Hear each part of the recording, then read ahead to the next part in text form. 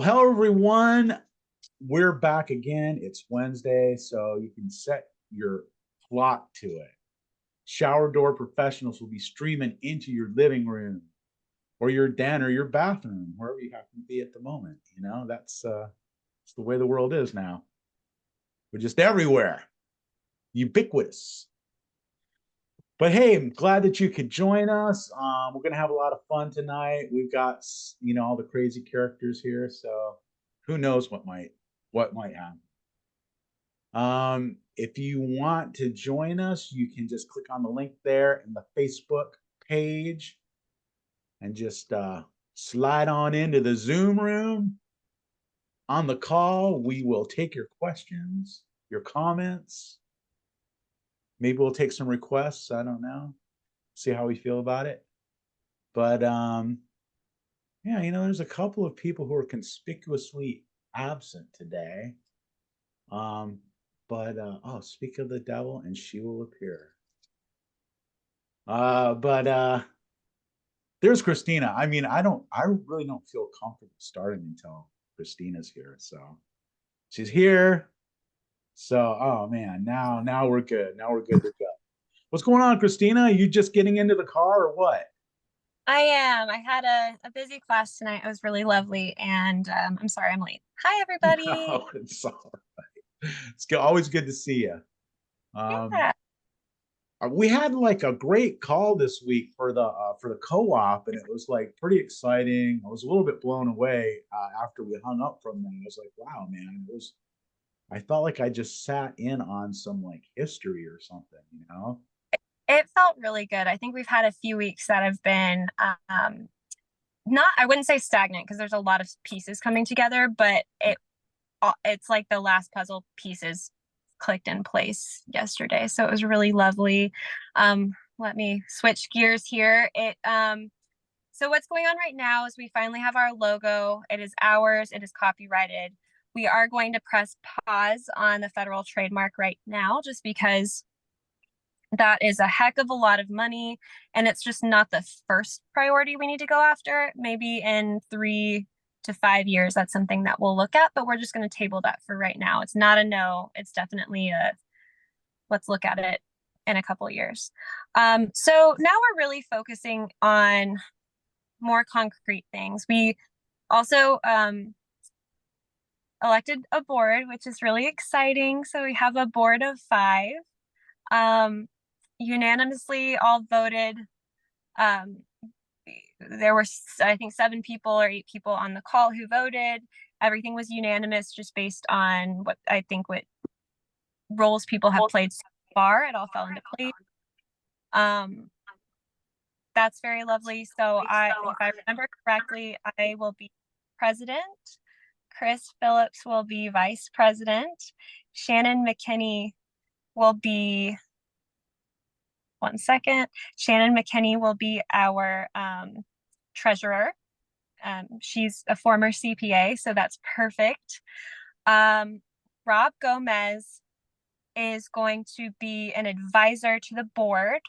And Lana Rouse is going to be the secretary. Okay, I think I got all of it now. That's the first time I've said it out loud like that, so forgive me. So we're really excited about that. So we went ahead and voted on that because we need to incorporate with the state of Georgia. And in order to do that, we need to write the articles of incorporation and have our board members defined. Mm-hmm. So this is something that will be voted on probably annually or biannually, something along those lines. That will all be solidified next week. We meet with the attorney next week to solidify the bylaws. We have a federal EIN number. So that's really real. My social security number is attached to it. So that's really scary. Crazy. It's getting serious.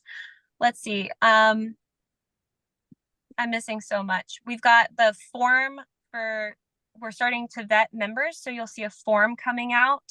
I know a lot of people have already filled out a form.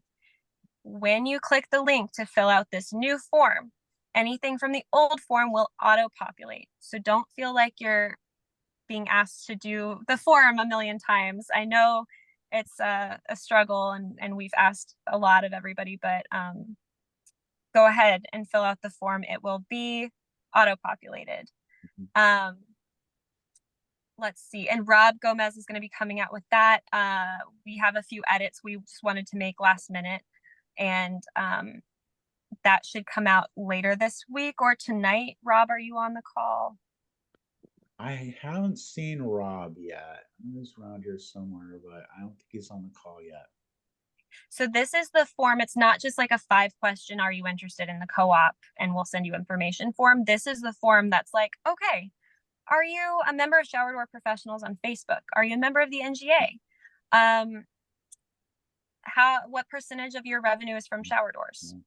What, how many W-2 employees do you have? Things of that nature. They're Some a little real more details about your business, and things that we're going to all want to know as members of the co-op about each other, right?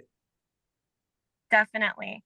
So and it's not to pry or anything like that. We just don't want to ask for a membership But we fee. want to pry a little bit.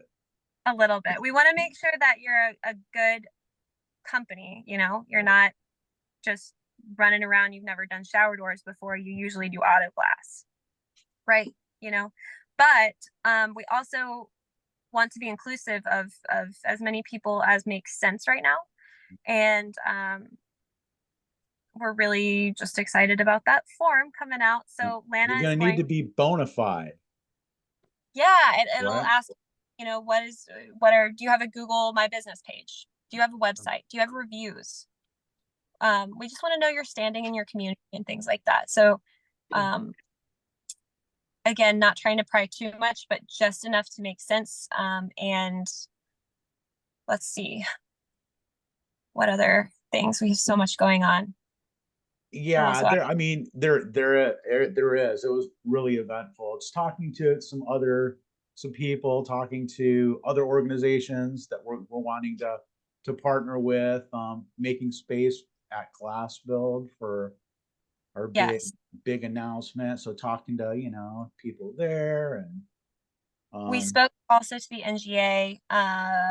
Katie Devlin at the NGA was gracious enough to give me a call on Friday and speak with me about the co-op. She is so excited about it. And I think there's a lot of educational resources that they want for the shower door community, and that they've been working towards getting. I know Shannon is in cahoots with Danny Donahue trying to create some more elaborate training as well. So we're all just trying to work towards the same goals. And I think this will just give the NGA more resources to do so, while also them giving us more resources to do so, if that makes sense. So we're trying to figure out how that relationship is looking. So we're in cahoots with them at this point. We have spoken to a couple of vendor partners. We have spoken to we've dropped tidbits here and there with some marketing professionals.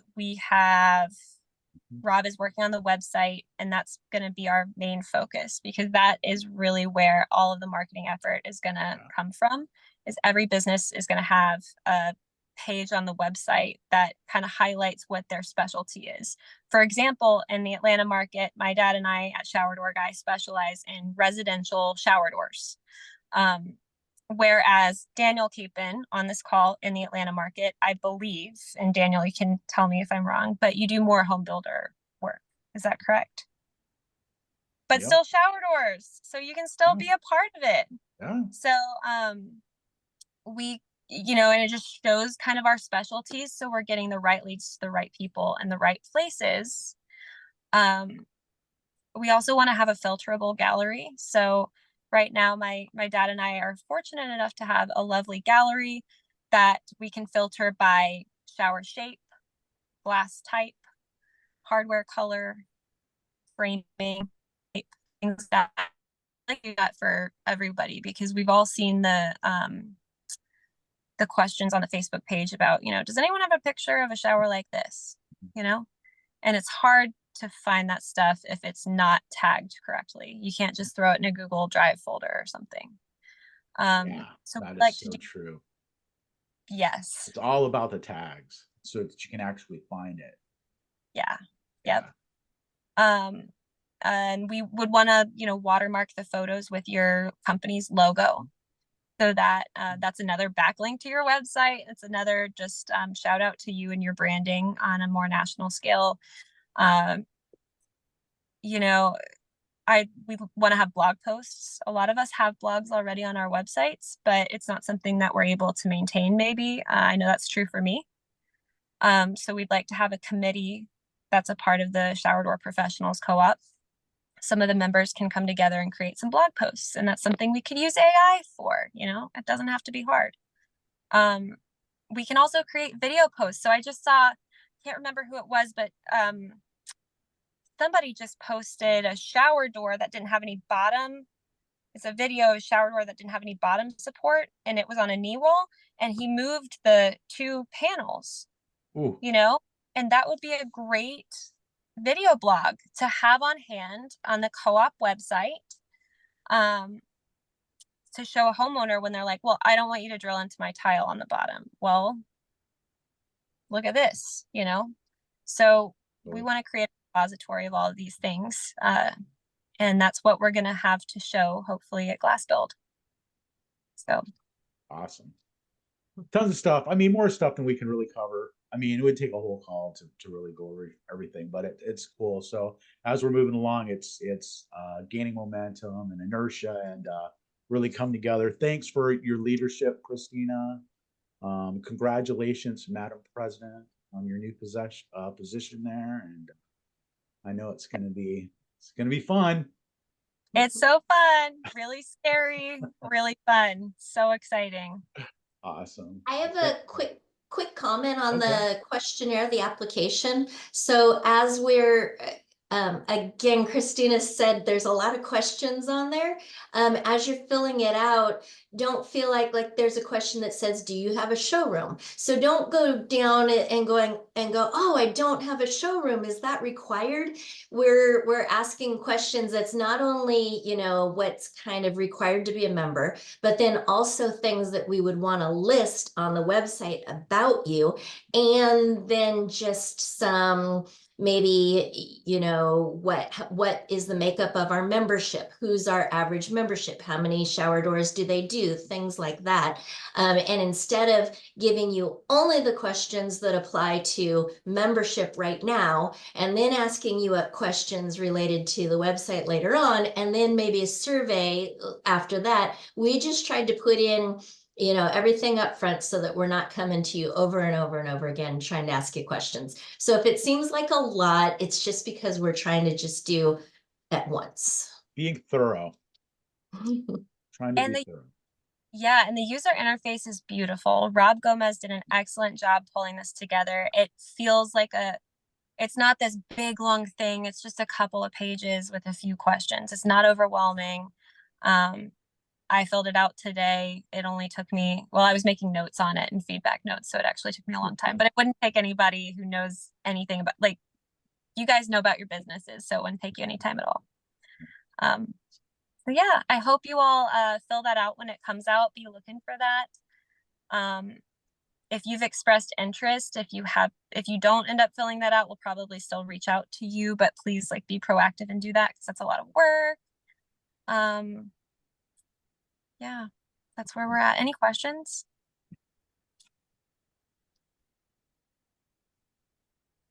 Awesome.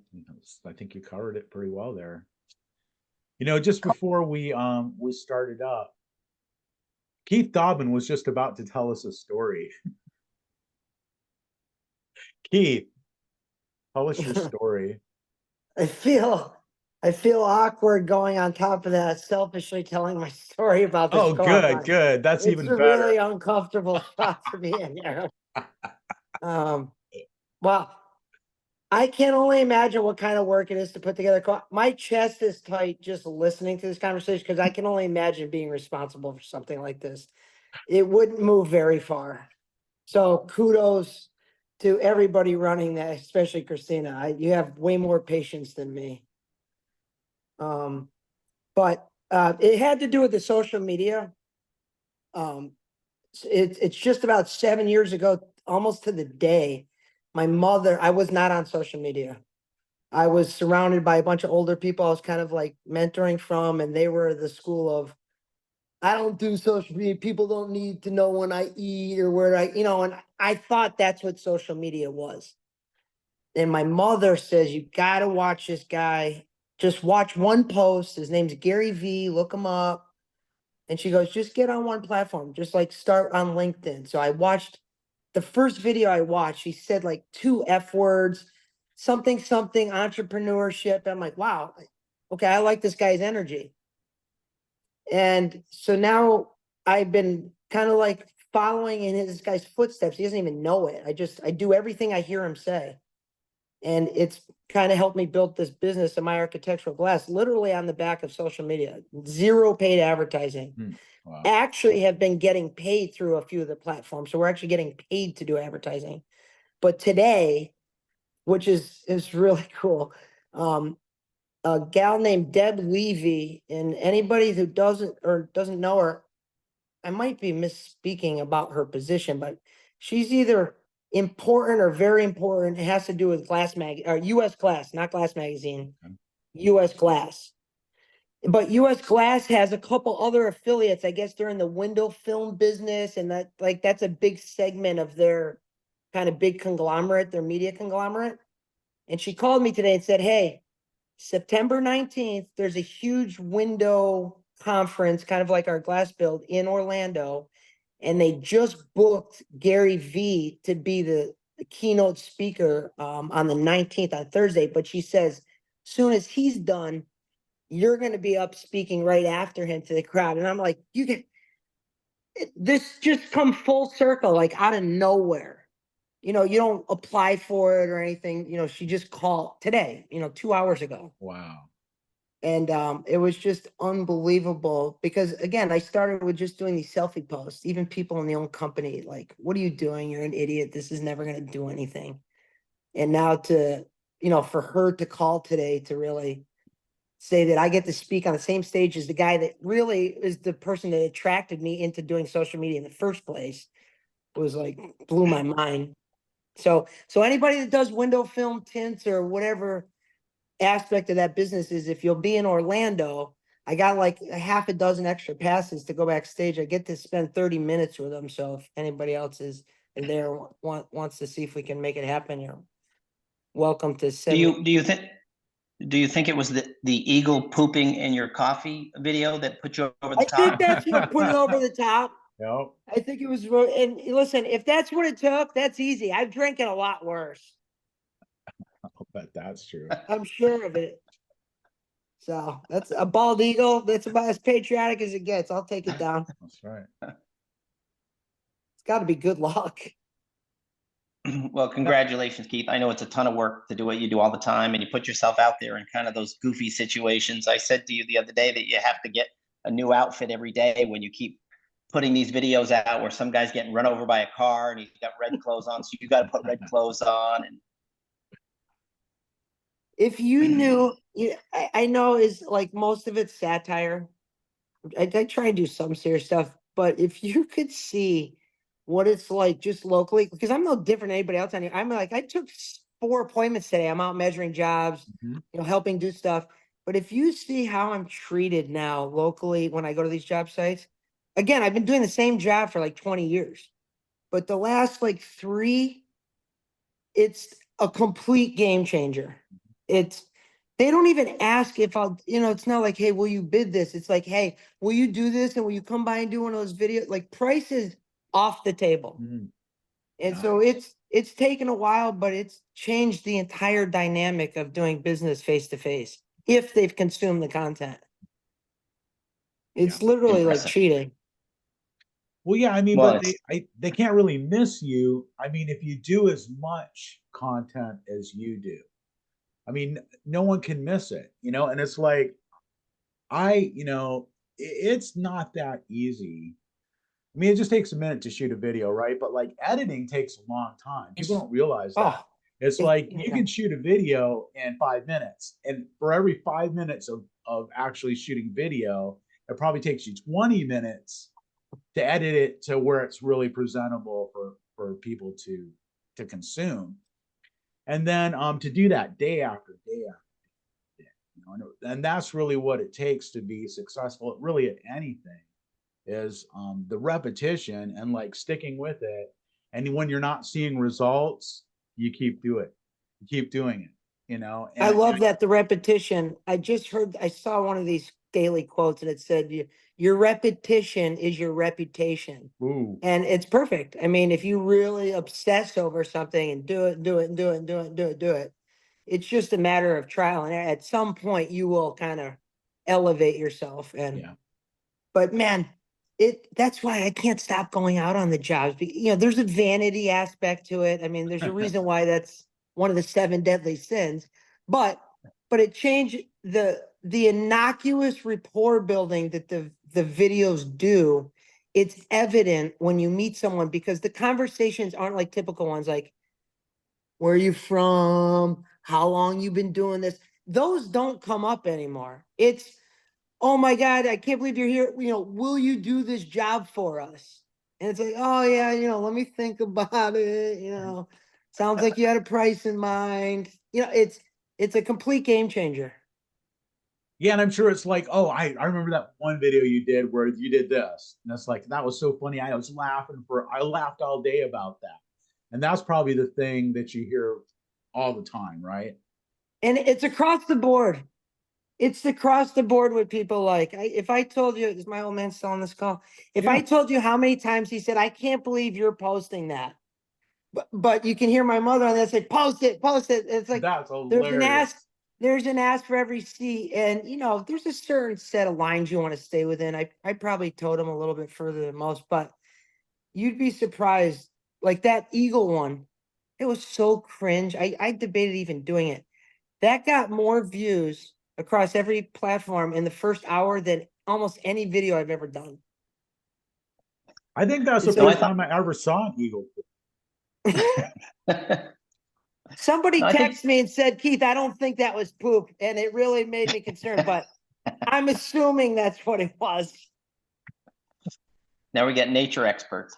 Yeah. Right. I No, I actually think a Are you lot had of a qualified to guy. talk about that?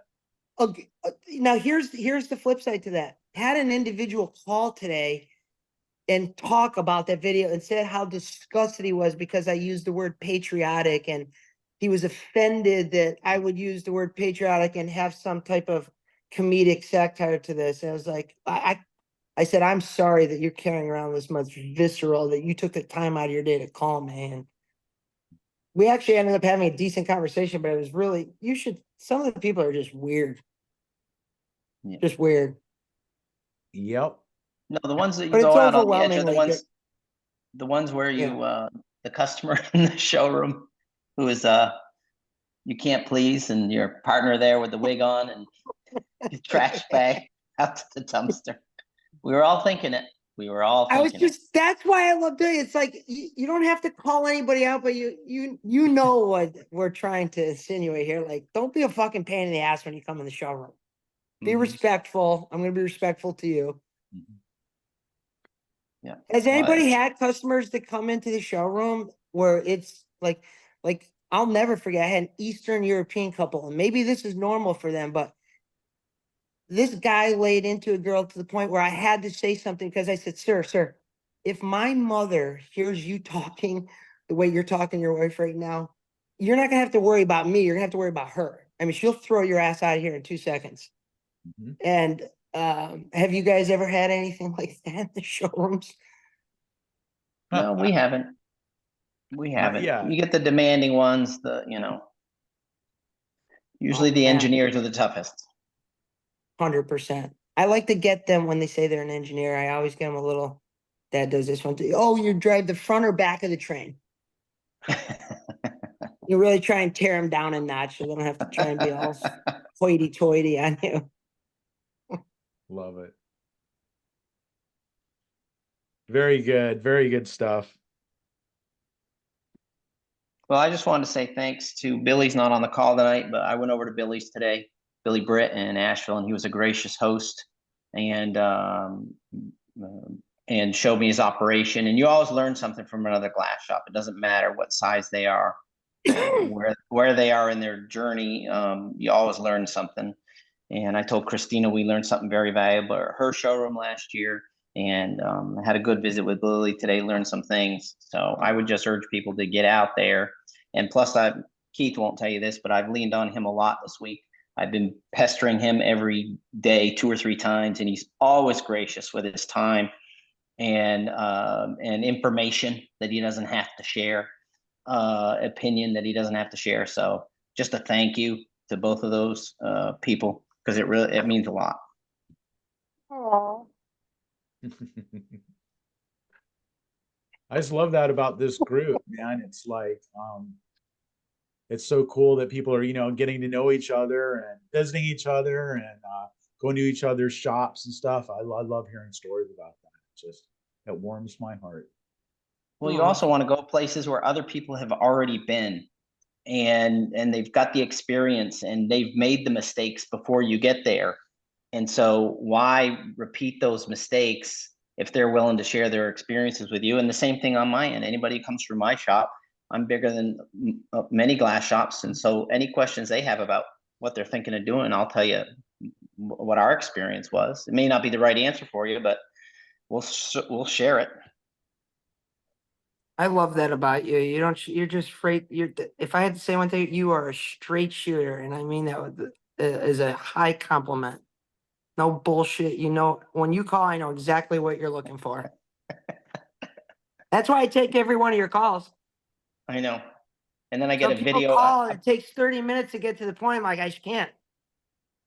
I know I feel so worthless. I'll send Keith a text, and then all of a sudden I get this 2-minute video back immediately. Well, because I don't know how to spell. Perfect. I don't know how to spell. Love it. All well lit, no shadows, everything looks production video quality. I'm like, what is this guy doing? He's killing me. So much appreciated. He lives in production phase.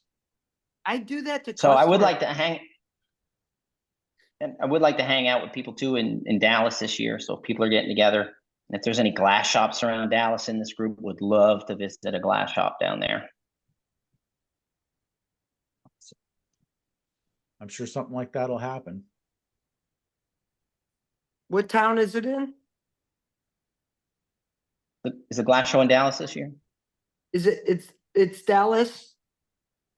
I believe I know so. it's in Texas. I just didn't know where it was. It's Dallas. Yeah. Is it Dallas? I think. Yep. Dallas.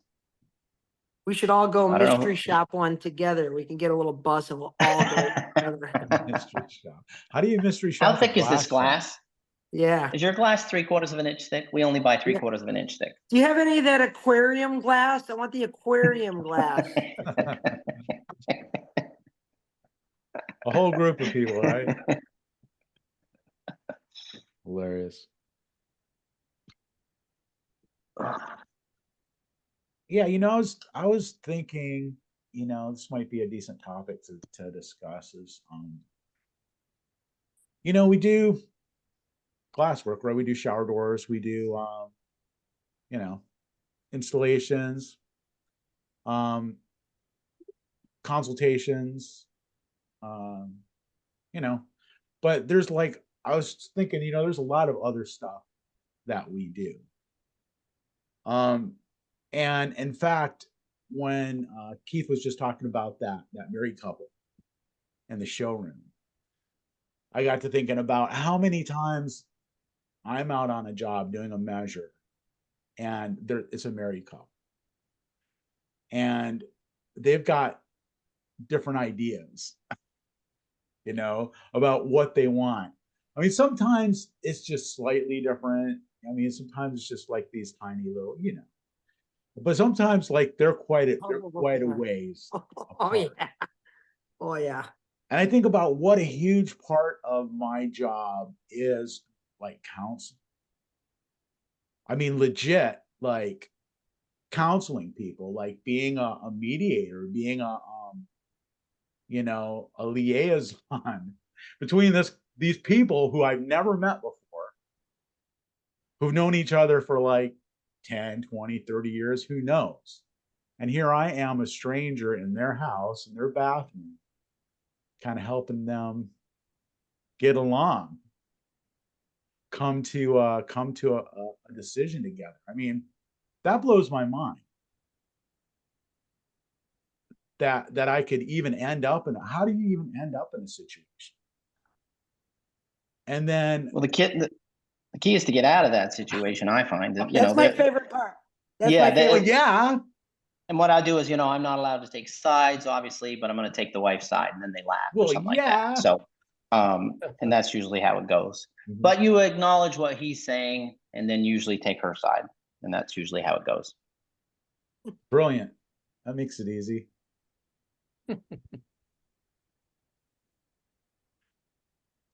Yeah, so I mean that's one thing, but there are other things too. Now I'm wondering if you guys have any ideas, like what other things, other ththings are you bringing to the table besides just, a big chunk of glass? Well, I think Keith's point, I think it was last week, was the soft skills, and it's so hard. It is the hardest thing in glass. You can have somebody at the front desk answer a question, and she can answer two different ways, about, when can you come out to measure? Well, we're busy until next Tuesday. Okay. Oh, we actually have an opening on Tuesday. Two different answers that have the same answer, but one sounds like you're concerned about the customer, and one sounds like you're being dismissive. And it's so subtle so often on these things. And soft skills are really hard to teach, and it's a cultural thing, and you just have to stay with it. And you have to live it yourself. You have to talk to customers a certain way, and then you want the people who need that training to listen. And I don't know, the way I teach it is, have you ever been at a place where they talk down to you? Have you ever been in a place where they're not listening to you? This is how it is perceived if you're not careful when you talk to your customers. You've got to be empathetic. You have to lift, you have to stand in their shoes, because there's nothing worse than saying that's our policy, or that's the way it is. That's the way we've always done it. Or the worst one, we've done tons of these and you're the first person to complain about it. The worst customer service answer in all time. So I'd say the soft skills are extremely difficult to teach. It's almost like an innate capability of someone who has the personality to think about that. And then you do have to train the others. I mean, if you go to Chick-fil-A, not everybody's empathetic. They train it, they train it. So that's a tough one. You say, what's the tough one? That's the tough one. I believe it's the toughest to dovetail what he's saying because, and what I've learned in with it, it's a perishable skill. It's not a conscious, it's very perishable. The second you start forgetting and you let the emotion take over you, it's very hard. You have to be actively aware of being empathetic. And I even think, further point, I didn't know what the hell empathy was till about 4 years ago. I assumed empathy was sympathy. I did not know what actual empathy meant. And then furthermore, how do I deploy it once I understood it? And that's the rub. When you can do empathy at a high level, that's how you overcome objection. That's how you build massive amounts of rapport, which equals trust, which is the best way to collaborate with someone, not only short term, but for long term. And what I found, we all found, even though we got a lot of work on it to do still, is when a sales individual in the beginning is extremely empathetic to a client, it buys a fucking lot more leeway for the installer should there be a problem. Meaning, let's say the guys are out there and they're doing a removal and one of the tiles falls off, and it has nothing to do with us. It's rotted, but the customer goes AWOL. Just ape shit. You ruined my shower. This is fucking bullshit. I can bet you that individual was not treated with massive amounts of empathy on the sales call. Because if they were, it would be a collaborative, oh my God, they'd give the installer the opportunity to make it right before they jump down their throat. And so I think that the soft skills, like Greg was saying, has so much more benefit for the overall business. Most people aren't even aware. It makes it easier for raising your prices, overcoming objections, handling customers that might be irate because they got a million other things going on and the shower door was just the last thing. And so you're going to eat the nuclear bomb that's ready to go off. But it's such a perishable skill. We listen to our calls all the time, and A lot of them are brutal. I think because people aren't aware of how they're talking to someone. Mhm. I know my father's a big one on this. And put yourselves in his shoes. You're getting ready to buy a gift for someone and you're excited to make the purchase and you call and you know the store that you're calling's got the item, but the person that answers the phone, I don't know if we got that. And you're like, you got to force him to check. And he goes, oh yeah, I found one. It's like, I got a hard time giving that individual money, even though he's got exactly what I want, only because of the reason he just talked to me. Like, that's how I think about the conversation. And I know I'm not the only one. So I Mhm. think being actively aware of how you say things and how you Well, and answer the I'm gonna add to that, Keith, that makes it harder is the customer who abuses you hardens you. And that makes it real hard because somebody will take you to the cleaners and take advantage and beat you up, and it hardens you as a business owner. And you're like, I'm done. I'm done. The next person that comes here and asks for something unreasonable can go straight to, and yes. but the next person actually has a reasonable complaint. But you're so fed up because the last guy totally took advantage of you, and you're like, I'm hardening up. And so you got to resist that. And so you got to have a personality, or somebody at the top has to have a personality where that abuse just rolls off their back like water off a duck. Because if it doesn't, Yeah. you will never, like I say this to people in my organization, we can win every single battle that we want to win. We can tell the customer to go to hell. We can win the battle, and we will lose the war because they will tell 50 people. And if you think you're going to win against a customer that way, you won't. No, not that way. But I think you can have massive amounts of influence. I think the best chance, nothing's perfect, but the best chance you have at persuading that customer to flip their position is through empathy. No question about it. Yep, I agree. That's agree. the skill set. That's like the biggest learning curve that I had in the shower door industry is that component right there. Because like Chris said, I go into a hot zone where the husband cares about price. She's the so-called designer, and she's got the vision for the bathroom, which is not the cheapest. And so now here we're shower door salesman playing psychologist, really, and trying to get these two on the same board while trying to make a profit for our business at the same time. I mean, I think that's the separator between getting to that next level is the companies that can do that. I think the first people we saw do that was Tom Whitaker, Dad.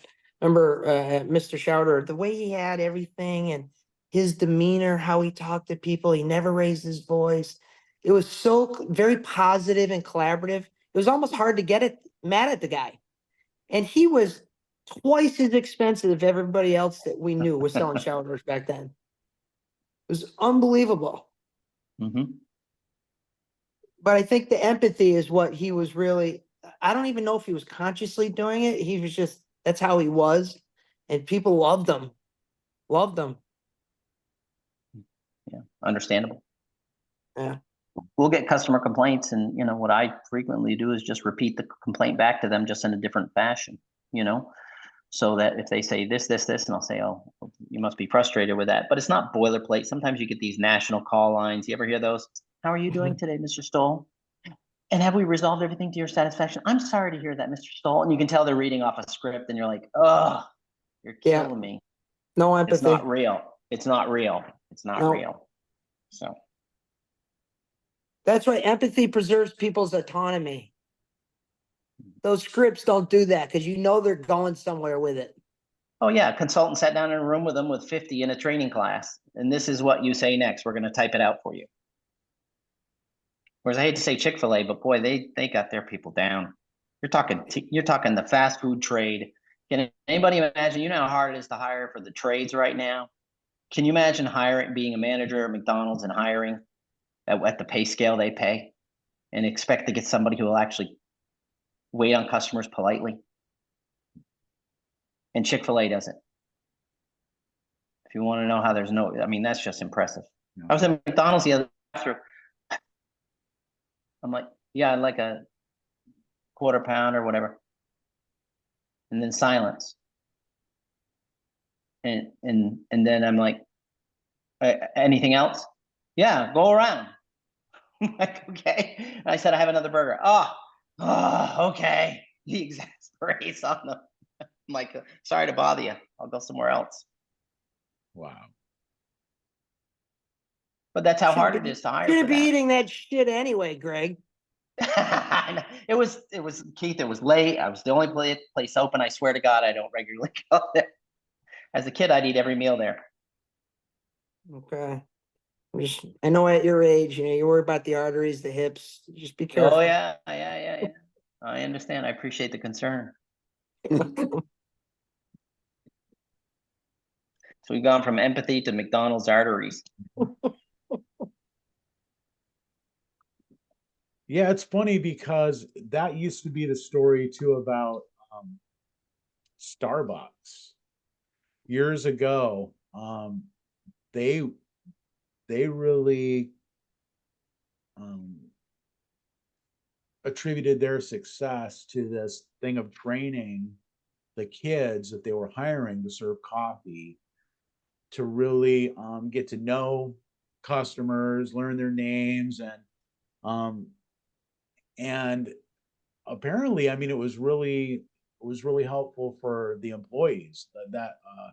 There were a lot of they learned a lot of these soft skills at Starbucks. I don't know if it's like that anymore. I just listened to a podcast. It's amazing that you said that. It was called Work Employees Dirty Little Secrets, something like that. And so it was empathy on the other side. How people reacted, let's say that were a barista. One of the ones, the barista said, if somebody came up and ordered a coffee from me and they did one of these while they're on the phone, like, hey, I'm talking, yeah, get me the, and then no acknowledgement. They said in the morning, if the customer did that, he would give them decaf. And because he was triggered that he wasn't being respected or seen as an individual that was working for them. And so empathy goes both ways. It can have, and conversely, man, it looks like you're having a lot of fun. You're doing a lot of good day. They might give you something for free. It goes hand in hand with each other. But the empathy works just as much when buying as it is when selling. I think I saw that same podcast, but I thought he got some eagle droppings in his coffee. That was voluntary. The bald eagle dropping. What is that called? Is that a double latte? Yeah. Poopy? How do you order that? It's a So I know next time. Frappuccino. It's a screaming eagle. Pike's beak. Greg, it's Pike's beak. Pike's beak. Nice. Yeah, well, the secret though is to continue that culture as you become successful and big. I don't think Starbucks did that. I think it launched them and it got them to where they were going, where they were huge, and then it was no longer important because they had the market or whatever. And the difference with Chick-fil-A is that they've never lost that. That's continued to be, a cornerstone of, their business model. So, there's a lesson in that, as you grow, not to lose sight of that. You want to become big, but you never want to lose that touch because we all do. Follow up on that because it's funny. It just lit a fire under me as I'm thinking of what went on with Starbucks. I have a great relationship with our Starbucks people when I go in. And every Customer of holiday, the month 3 years in a row is him. Just right now. That's so cringe. but here's the best part. On our company letterhead, I write them a letter saying how good the staff is, and they always make my coffee good. And damn, they post it right near the door. Yeah. And it's on our letterhead. Yeah. It's great. Oh my God, we got a great review from my shower door. Da, da, da, da, da, da. And they post our advertising on their door. It's great. It's hilarious. I love it. I also bring them little gifts on the holidays, like little candy cane. It's Something nonstop. simple. Something simple. Good stuff.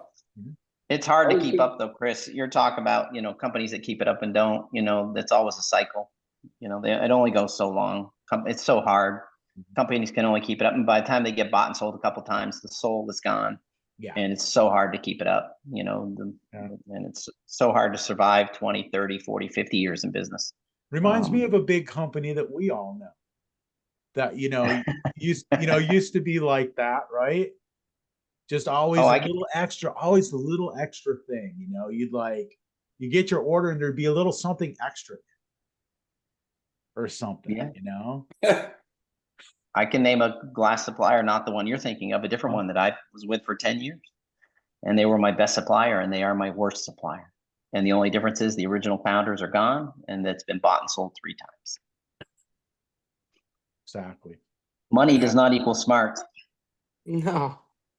Yeah, that's why you have to give Chick-fil-A such high kudos, because it's been consistent. Yes. And it's so hard with that it's age group. ingrained, but they do it through every single store. I haven't gone into one yet that's had a bad employee. Not one.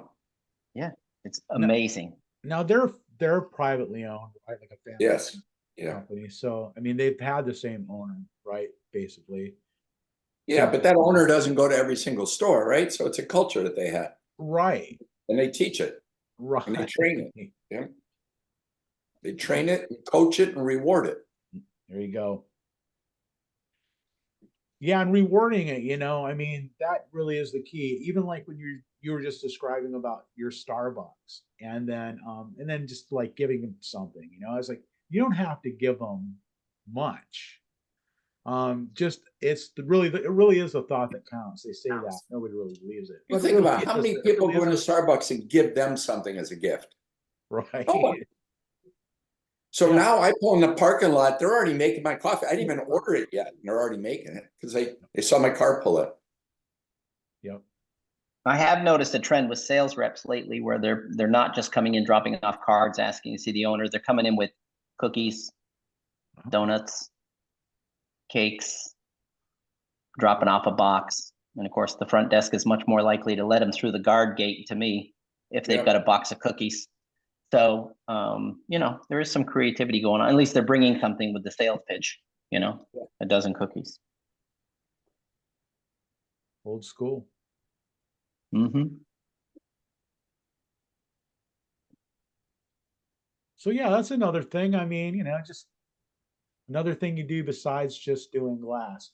I mean, if you want to differentiate yourself between the guy on the next block who's selling glass, right? I mean, you don't want to just be another glass salesman on the street, because what are your options? Sell it for less, or or try to sell it faster, or try to sell it in bulk, like volume or whatever. I mean, you're going to have to do something to make yourself different. And the funny thing is that it really doesn't take that much to widen the gap between you and the next guy, because chances are the next guy is not doing anything except trying to lower his price or something, So just taking that time, like Keith is talking about, to really genuinely care about people and really show genuine interest in them, and take a minute, walk in, just take a minute and find out how their day is going, see, read the room.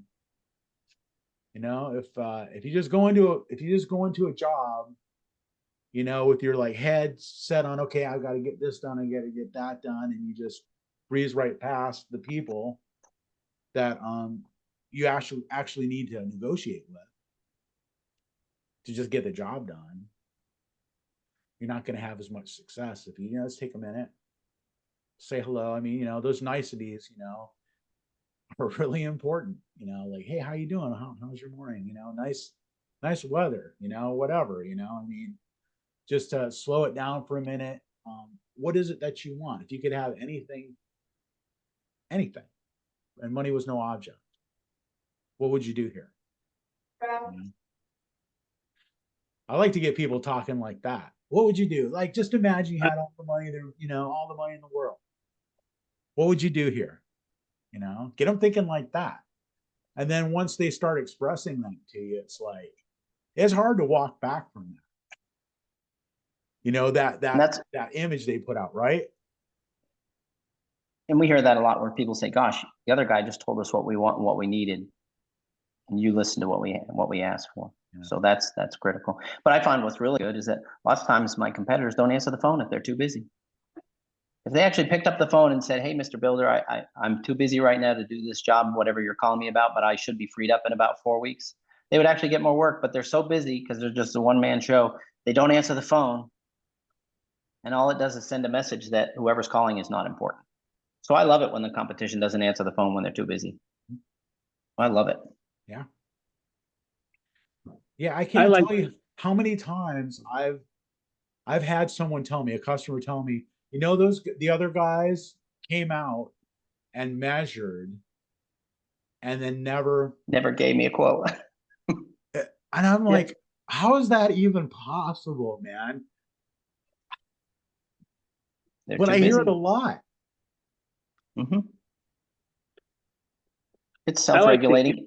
I like to always give them a chance to talk about themselves or something that they have going on or their family or something like that. So like you kind of pick out something that if they have children or if they have something that you can just pick out while you're on the job site and, you know, measuring their shower door, pick out something that they have personal to them and give them a chance to talk about themselves, because people like to talk about themselves, and then they'll remember that you gave them a chance to talk about their children or talk about something, and they'll remember you, you know. So I like to always give them a chance to talk about themselves or something that's personal to them when you're, you know, as you're on the job selling it, you know, and they like that. They like talking about themselves and they'll remember you for it.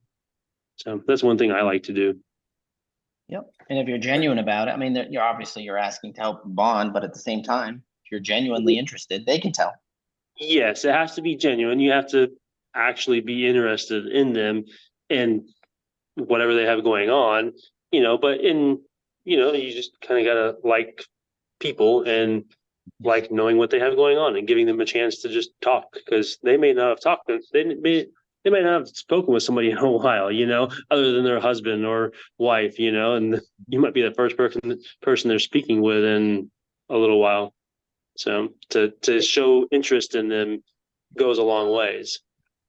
Hey, Dan, let me ask you a question. You ever have you ever stayed at a Ritz-Carlton? No, good Lord, no. Have you ever read about the Ritz-Carlton training? No. If you stay there, you'll be blown away, because when you check in, they're already calling you by your first and last name. Because when you check in, part of their duty is to look up who you are. Because with Google now, you'll know everybody. You'll get an image, you get everything. And it gives you an incredible feeling. They'll know a lot of your likes, your dislikes, just by looking at your social media page. So there's no reason you can't do that with your customers before you go out on a call. You look up that customer, you already got their name and address, learn about them. Maybe they love golf, fishing, boating. They're a car enthusiast. And you can talk about that and you'll have an immediate bond. You don't have to go poking around the house looking for pictures and see if there's something familiar. As soon as they let you in, you'll have a bond. That's a good idea. I think I have heard something similar to that in either an ebook that I listened to. Somewhere I heard something similar about that. I think it was an e-myth. I think they did talk about them.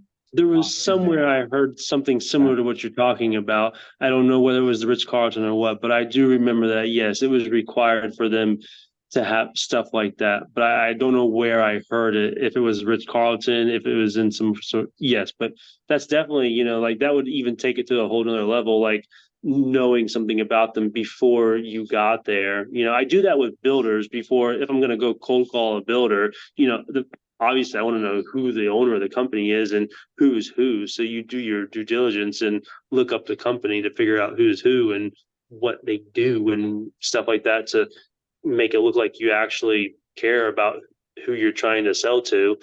But you could do the same thing with homeowners too, I would imagine. So yeah. Go to their Facebook page. If they're posting pictures of dogs, you know they're animal lovers. So when you're ringing the bell and they come to the door, say, hey, if you have a pet, I want to be very conscientious. You know, is it secure? Or I just want to let you know, I'm not afraid of dogs, just in case you have one. You know, people that have dogs, if you love dogs, you've got a friend immediately. Immediately. So it's the same thing. They may be Learn the animal dog's lovers. name. Learn the dog's name. And like, Yeah, you know, and that then gets creepy. yeah, Yeah, yeah. years ago, I sold the job because I swear I'm not a cat person, I'm a dog person, but the cat warmed up to me. And they're Yeah. like, "You're the first person this cat has ever warmed up to." And I swear I got the job because the cat didn't attack me. Donna used to base on that all the time when people would come for interviews. If our dog went to it and cuddled or ran away from it. Dogs just have a sense. And she used that a lot when we first started. Now I'm trying to remember if the dog ran away from me when I visited you, Bill. I can't No, remember. she didn't. Okay. That was close. Actually, she went to your wife. That doesn't Always surprise carry me. some bacon in your pocket.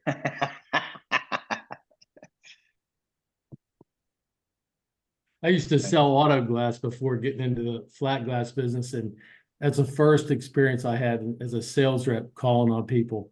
And one of the things that I learned, I had a pretty big territory, is I created this notebook, and I would go into a call, and I was, it's hard to remember names, and I would remember I'd go in and I'd say, okay, Donna's the dark-haired lady on the left, and so is the lady on the right, and the agent's name. And I'd run back out to the car and I'd write all that down. So the next time you would go in and you'd walk in and say, "Hey, Donna, how are you? Is your little one still cheerleading at camp and all that?" And that was a huge, huge impact over the years, to the point when you would make sales calls, we talked about glass for about 30 seconds, and the rest of it was about family, kids, hobbies, the whole 9 yards. And I always used to think, man, I hope I don't run into him out, at a store one night when I don't have my cheat book with me. But I'm telling you, it made a humongous impact if you just remember their name and a tidbit or two about their families. Well, just like you went out and wrote it down, a lot of us have CRM systems, and that's what it's for. Yeah. So another This was Ritzco, 20 years and you ago. stay there and you call for room service and you order something, they keep track of it. Or you call, need an extra pillow, or I don't know, you like bottled water, you're like seltzer water. That's in your notes. Next time you go, it's already there for you. And we all have CRM systems, and you just got to use it better and utilize it. What a tool. I mean, that's a sales tool. It's not just to keep them organized. That's a sales tool. It's very valuable. I could go off on a whole nother thing just with that right there about but we've only got like 1 minute, but it's like whenever I contact somebody, a service provider, I'm the customer and I'm calling them, and they don't know about me, it makes me mad. It's like, I know you have a computer and you're going to ask me these same questions over and over again. It's like, you should know all this, but it's another story, like I said. Anyway, I'm glad I got that off my chest. Just in time. There you go. Cancel therapy this week, Chris. Awesome. I love it. I love it. You're fired. Right on, everybody. Hey, thanks for showing up. It's always a pleasure to see you. Have a great week. Sell some shower doors. They're awesome. Bye-bye. Bye. Good to be back. Good seeing you guys. All right, Steve. Have a good one. Take care.